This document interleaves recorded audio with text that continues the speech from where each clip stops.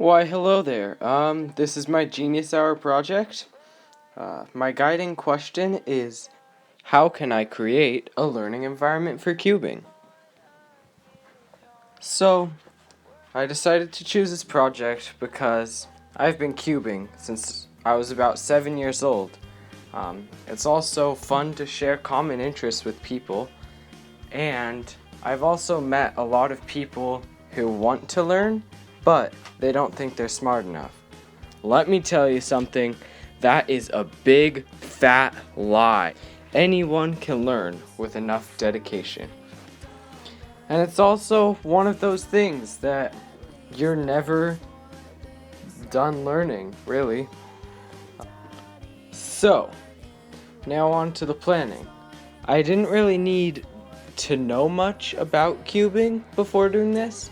I already somewhat had a plan because I wanted to start one last year, but I never ended up doing it just because I wasn't dedicated enough and all that.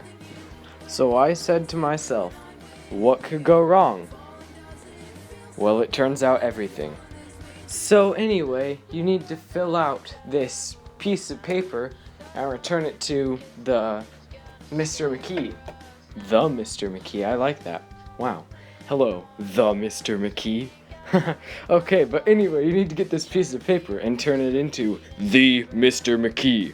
And then, anyway, it has this thing on it that asks for an administrator. And I ended up going on to hs.linden.wednet.edu, clicking on staff, and then looking through all of the staff and seeing who was still available. There were only like 4 or 5 that were available still, and so I went and talked to them, and they either weren't at school that day or they weren't interested, so that kind of sucked. So about a week and a half later, the one teacher got back from their vacation, Mrs. Reeves, and so anyway, went in and talked to her about the club, and she said she would be happy to be the administrator for it. So I got the paper filled out and turned it back into the Mr. McKee, and he said that we needed to come back later with a room to do the club in. But Mrs. Reeves is a para-administrator, and so she doesn't have her own room. So one day, when Mrs. Reeves was in a meeting with the Mr. McKee, I decided to go search for a room to do it in. And I couldn't find anything. So I went to school the next day and kind of just let things happen. And a friend came up to me and said that Mr. Lewis would be happy to have my club in his room. So I ended up skipping over him before because I had already asked him if he wanted to be the administrator, and he said no. So later on, I met up with the Mr. McKee, and I told him the room that it would be taking place in, and the room number. So the club was technically all started up, and all I needed to do was spread the word, because if you have under 5 members in your club, then your club will be sort of discontinued. So I started talking to a ton of friends and saying, hey, there's this cubing club out there. It's a really cool club. This really cool dude must have created it. I'm not really sure. And you should really go. It sounds like a lot of fun. So that first day we had maybe 8 or 9 people, and I felt pretty darn accomplished. But the second and third day we only had like 3 or 4 kids, and I was scared that somebody was going to come in, see that we didn't have enough people, and shut our club down. But luckily they didn't. And on the last day, I wrote up on that giant whiteboard in the front of the school, I wrote last day of cubing club, there will be treats, and just hoped that people would come. And I guess the bribery worked, guys. Treats do work. So, what went well?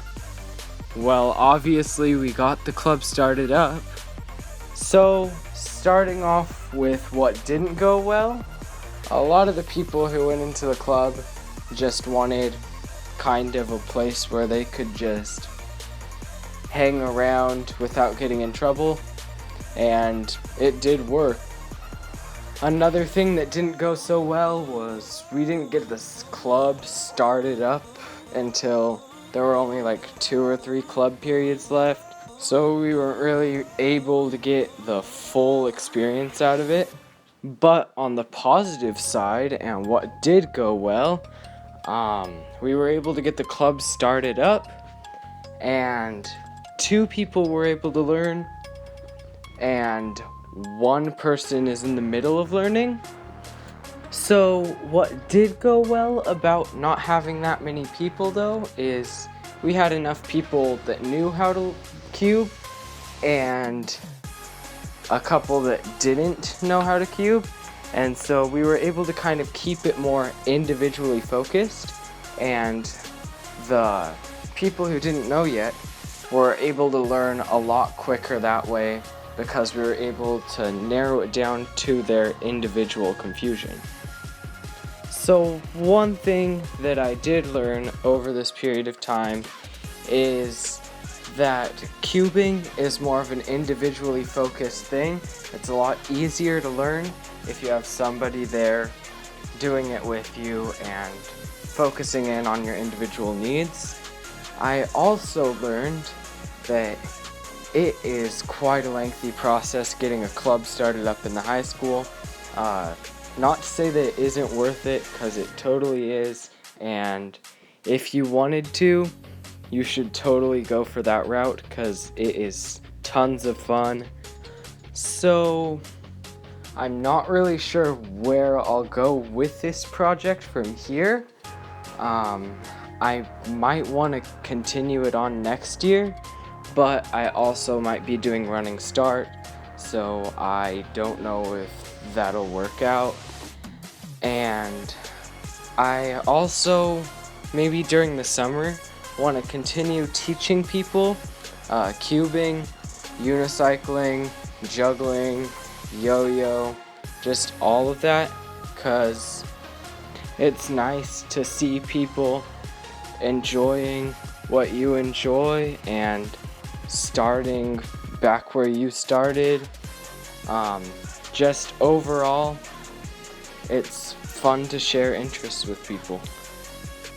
So that's my Genius Hour project, and if you have any questions, suggestions, or ideas that you want to throw out there, then I would be happy to answer them.